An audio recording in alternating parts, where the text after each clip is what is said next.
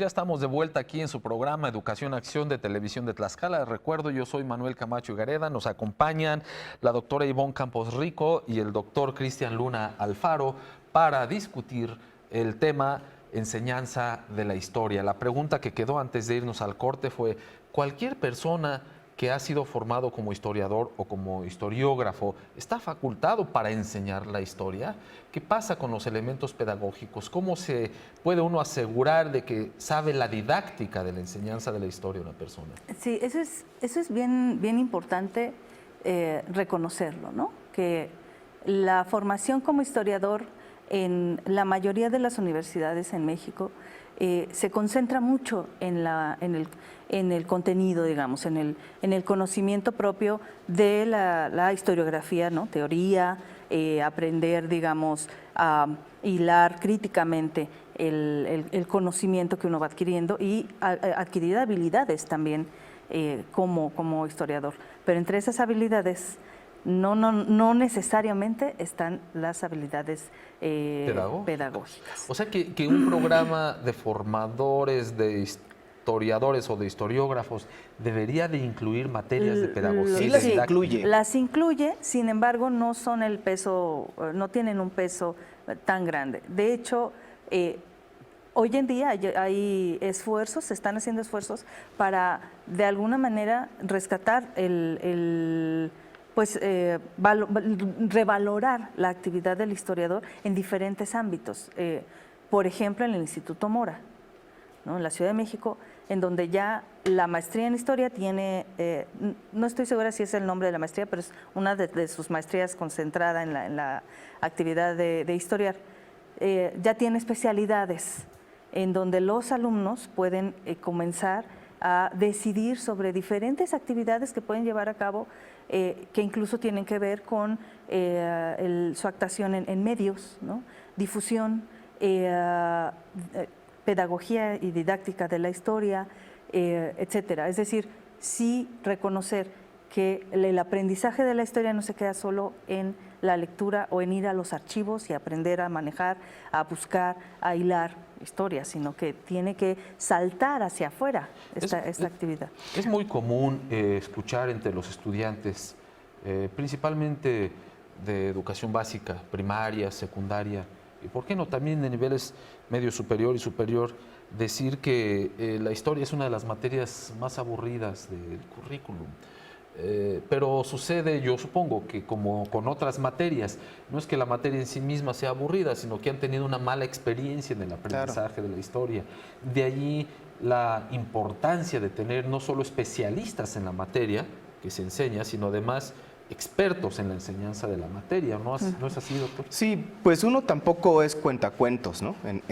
Y esa luego es la expectativa que se tiene de un historiador, ¿no? Gente que se acerca y entonces te dice, a ver, y cuéntame qué pasó con la abuelita de Morelos, ¿no? Y si fue buena onda o si sí le enseñó a ser un libertador y tal o cual cuestión, ¿no? Entonces, el proceso de enseñanza tiene sus cuestiones formales, ¿no? Y hay que leer. Y eso es incómodo en la actualidad para prácticamente cualquier persona, sin importar su edad o cómo sea, ¿no? Y eso siempre traerá pues conflictos, ¿no? Con las expectativas que tiene la gente pues quizás de nosotros, ¿no? Es un hecho que nos enseñan, que nos capacitan, que hay cursos pues en el ámbito de lo didáctico sobre todo, ¿no? Y entonces, bueno, también luego hay gente que se va por la tangente y plantea o proyecta una película, ¿no? O para cubrir 3 sesiones, y con eso entonces ya aprendiste historia de quién sabe qué periodo, ¿no? Así eran los indígenas de tal lugar, o realmente así era la pistola que utilizó no sé quién, ¿no?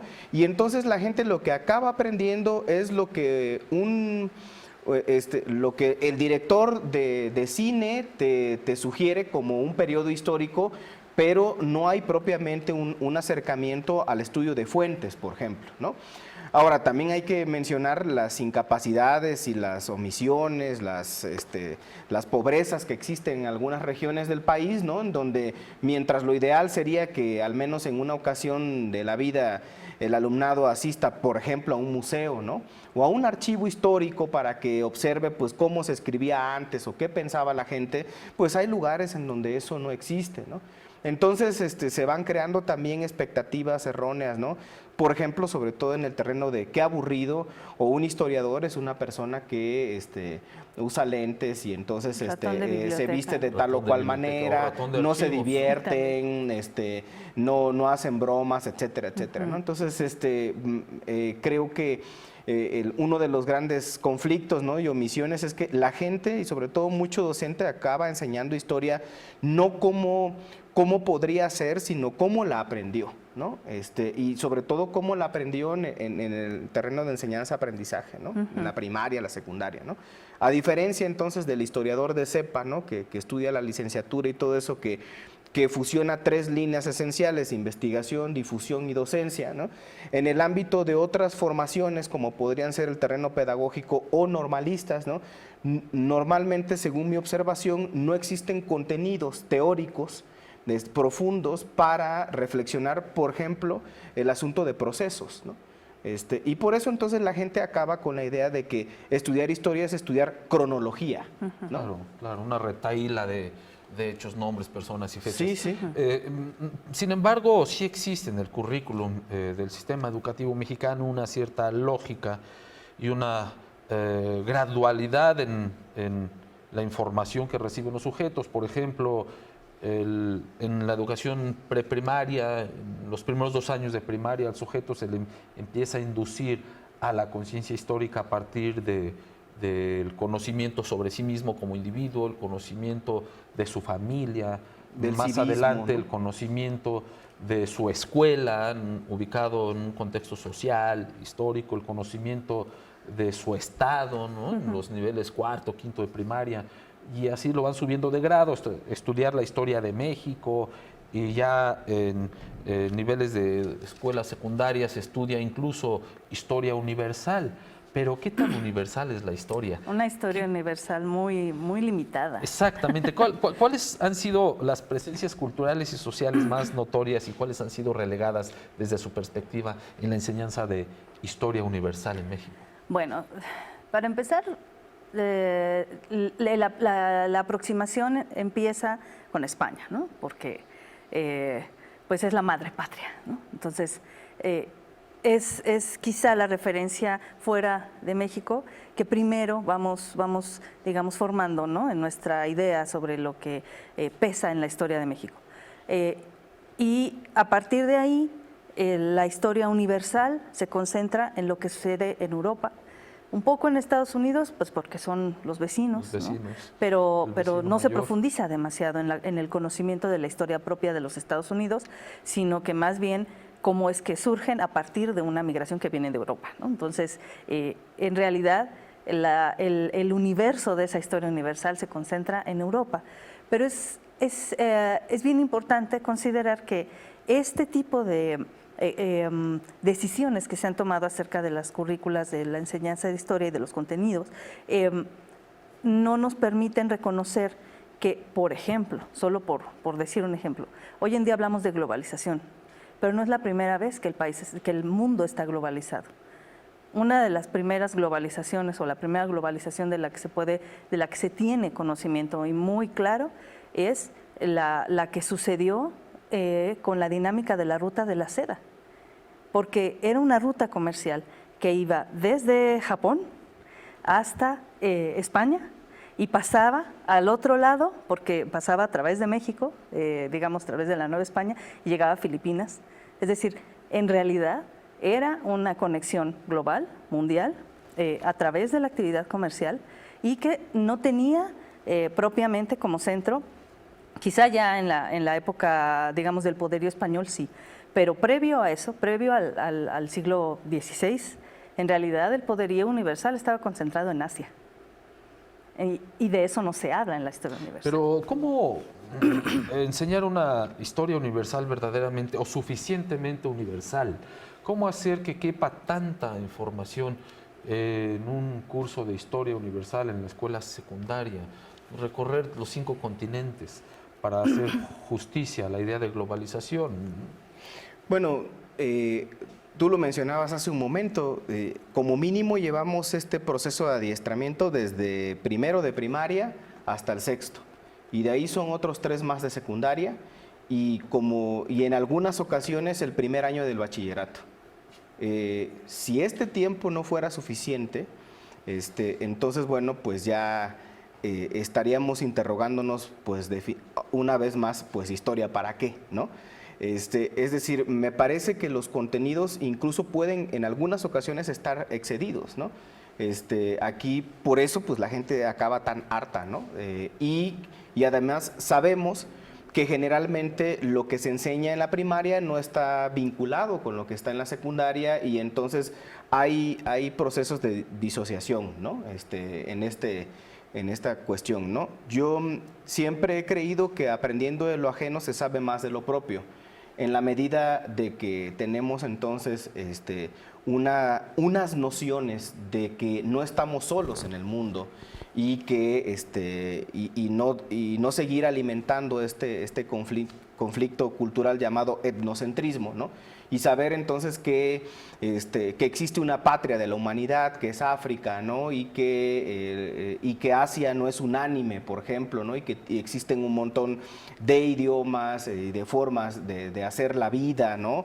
Entonces, bueno, pues vamos dándonos cuenta de nuestras justas dimensiones e importancias en el mundo, ¿no? Creo que es una de las cuestiones esenciales que podría inspirar la historia, que es hacernos demasiado humanos, ¿no? O sea, estudiar historia para aprender valores que nos hagan mejores seres humanos. A mí me parece como que un punto muy noble, ¿no?, de esta práctica de la enseñanza y el aprendizaje de la historia. Ya hemos señalado puntos flacos de la enseñanza de la historia en el sistema educativo mexicano, es decir, ya hemos hablado de los grandes pendientes, pero supongo que también ha habido aciertos en la enseñanza de la historia. ¿Ustedes pueden identificar algunos?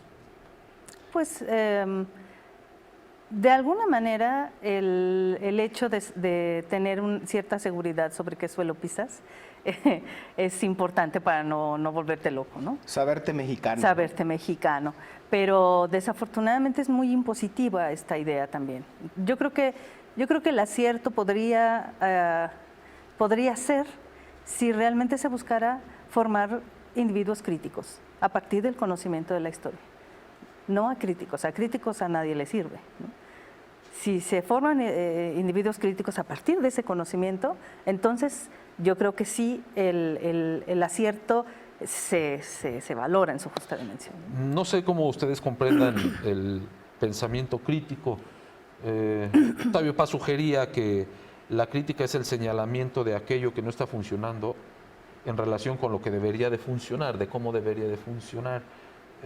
Pero desde mi perspectiva más importante sería no solo identificar aquello que no funciona y señalarlo, sino sobre todo identificarlo, señalarlo y proponer maneras de que funcione Por mejor. supuesto. ¿De qué manera la enseñanza de la historia nos puede ayudar a ser sujetos que propongan mejores maneras de funcionar? Pues precisamente la idea esta de conocer un poco el pasado, ¿no? Como para saber qué aspectos han funcionado, ¿no? Por ejemplo, en los procesos de organización, ¿no? O bajo qué circunstancias se generó un conflicto bélico, ¿no? A mí me parece interesante hacer como un recuento ahora en estos nuevos temas sobre medio ambiente, ¿no? Los motivos por los cuales desaparece parte de la cultura maya, sobre todo en el ámbito de organización política e institucional, ¿no? Entonces se presume que una falta pues de prevenir que en algún momento se irían acabando los recursos naturales, esencialmente el agua, ¿no? Y no tener contenedores para hacerle frente a los periodos de sequía, provoca, entre otras cosas, que esta sociedad tenga que buscar otros espacios en lo que ahora conocemos como Centroamérica y se vengan más hacia el centro de lo que ahora conocemos como México, ¿no? Eso es una cuestión sumamente interesante, ¿no? Si en las escuelas se socializara un saber con estas características del caos y la crisis que experimentaron culturas en antaño, ¿no? Por ejemplo, tocando ya el caso europeo, ¿no? Cómo surgen estos discursos xenofóbicos y racistas, ¿no? Que erigen personajes que buscan con un montón de ideas y de mitos y leyendas de eliminar personas en el mundo, ¿no? Como en este caso la población judía, ¿no? Vamos entonces identificando esto e invitamos a las nuevas generaciones a reflexionar. Y esto son temas tan pertinentes tanto en niños de 5 años como en personas de nuestra edad, ¿no? Invitar a las nuevas generaciones a reflexionar. Doctora Ivonne, a manera de conclusión, porque tenemos en algún momento que terminar, ¿qué es lo que usted haría como invitación? ¿Qué sugeriría al sistema educativo mexicano para que la enseñanza de la historia fuera más eficaz y verdaderamente hubiera sujetos críticos? Yo creo que primero valorar la historia inmediata y la historia que la gente puede contar. Reconocerse a sí mismo como un sujeto de la historia, un sujeto que vive la historia y que la construye y no solamente que la puede aprender. Empezar por ahí creo que nos podría ayudar bastante a que quienes ahora están en los niveles básicos puedan valorar en su justa dimensión lo que hicieron personas como ellos en tiempos pasados y en otros sitios, en otras geografías, ¿no? O sea que, a manera de conclusión, queridos televidentes allá en casa, tendríamos que decir que la historia es el estudio del pasado para lograr la comprensión de este presente y hacernos mucho más eficaces en la resolución de problemas futuros. Hasta ahí dejamos en esta ocasión, hay mucho más que abordar, probablemente tengamos una segunda emisión sobre el mismo tema, la enseñanza de la historia, pero por ahora creo que el tiempo se nos agotó. Como siempre digo, no hay tiempo que sea suficiente. Gracias, querida doctora Ivonne Campos Rico, por acompañarnos e iluminarnos con sus ideas. Doctor Cristian Luna Alfaro, como siempre, muy elocuente. Gracias. Y eso se agradece. A ustedes, muchísimas gracias por recibirnos en sus hogares y sobre todo por permanecer pacientemente con nosotros a lo largo de esta hora. Nos vemos la próxima semana. Yo soy Manuel Camacho Gareda y esto fue Educación Acción de Televisión de Tlaxcala.